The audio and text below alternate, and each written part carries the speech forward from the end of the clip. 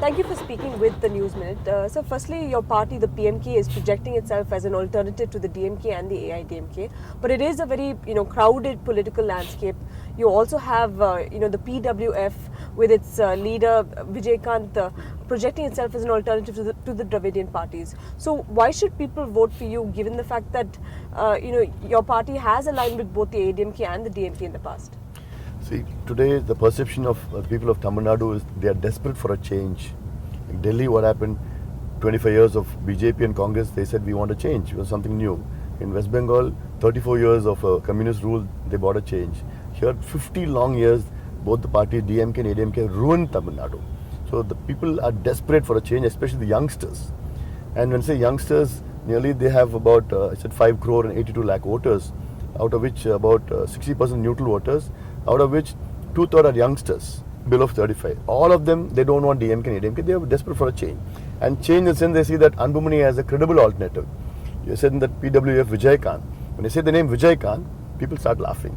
His name has become comical because he's become completely incoherent. He can't speak one sentence coherently and he's lost all the credibility. And that front is a group of parties who have been rejected by other parties. What do you think your chances really are, given the fact that in previous elections, the PMKs, your influence is largely limited to the north? See, the problem is, my party was incepted 26 years back. And in the initial stages, we contested alone and we have won a lot of seats. In fact, in 1996, is the last we contested alone. We won 4 seats. In that election, AIADMK won only 2 seats. We won 4. But since then, we made a huge mistake. At that election, we got about 8.5% votes, standing alone. And since after that, we went in alliance with both these parties, which is a huge mistake we did. And 13 long years we were aligning with them. So why didn't you align with your with the BJP, which was your ally in the 2014 elections? And they're also going it alone now, and they're also saying that they are the alternative to the DMK and the AIADMK. See, BJP in Tamil Nadu is a minuscule party. Last parliamentary election, we aligned with them because it's a national election. We wanted a good prime minister, so we aligned with them. Even the BJP is a small party in Tamil Nadu, and this election is an assembly election. So we gave a call, general call, saying that except DMK and AIADMK, anybody can align with us, under our leadership. But we didn't pursue that. Coming to the manifestos, you've said that the DMK has plagiarized your manifesto. The DMK says that the AIADMK has plagiarized theirs. So, what do you think of the poll manifesto of the AIADMK? And it was, it's been released with just 10 days to go for the elections. There's free Wi-Fi at public places, free mobile phones. There are a host of freebies. So, what do you make of it? See, DMK had plagiarized our manifesto. 60% of our manifesto, DMK. 42 schemes DMK has copied from us. AIADMK has copied 29 schemes from us. And DMK can't claim that AIADMK is plagiarized from them because we are the original patent holders for these things, issues and all these things. Coming back to AIADMK's poll manifesto, in 10 days to go, she says that she will give a scooty, 50% subsidy. A scooty costs 60,000 rupees. And how many people have 30,000 rupees to spare for a scooty? And who's going to pay the petrol charges? Today the problem is people don't have food. There's absolute poverty is there. There's no employment. 1 crore 30 lakh people are unemployed. Farmers are committing suicides. There's no houses, there's no power. Civic sense is not there. There's no water to drink. Water is a huge problem. And giving a scooty and giving a cell phone or giving a set-top box, I mean, that's useless. People don't want any of these freebies. A welfare government is something which has to give quality education, quality healthcare, farming, employment, drinking water, electricity, good housing. So Jayalalitha and Karunanidhi ji, absolutely they have not given any of these things, except they've enforced alcohol, made people lazy, and made people, Tamil Nadu people, as beggars. They started begging for everything, all free is like. So I said, let us do away with all the freebie culture and alcohol culture, and let us do some progressive politics in Tamil Nadu. So, the PMK has an image of being a casteist party.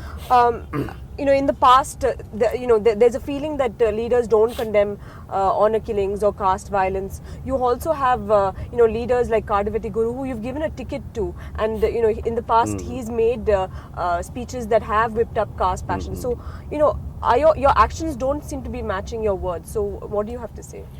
See, this is something where PMK has, the only thing people could talk about PMK, our enemies could talk about, is like some issues about PMK being a casteist party. Definitely we are not a casteist party. We have not been, and we won't be as well. Like, can anybody blame Anbumani as being a casteist person? No.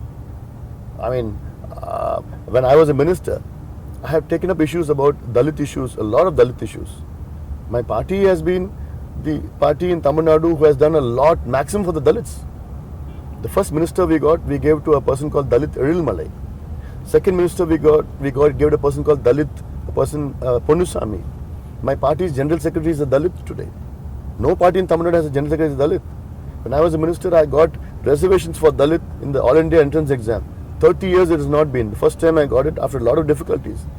The issue is not that people are calling you casteist, Anbumani casteist. The issue is that my party, there are leaders in your party. My party has done so much for that.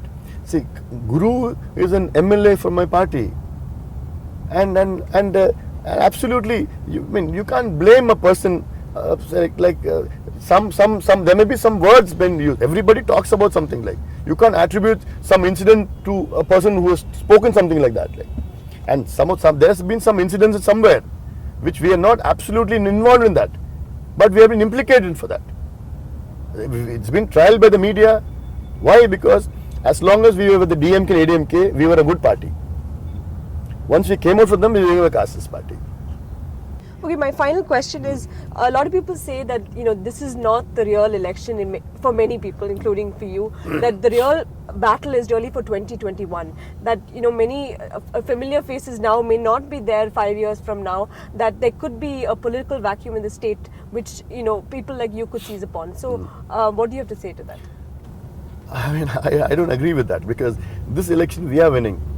Why? Because people are upset with both the parties. That's a perception everywhere across. You go talk to anybody, they say two of them, we don't need two of them, we don't like two of them.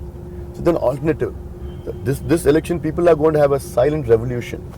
And you're going to see a pleasant surprise for PMK on the 19th of May. Jayalalitha, people are angry with her because of her corruption, as a misgovernance, and because of her governance, Tamil Nadu is in deep debts today.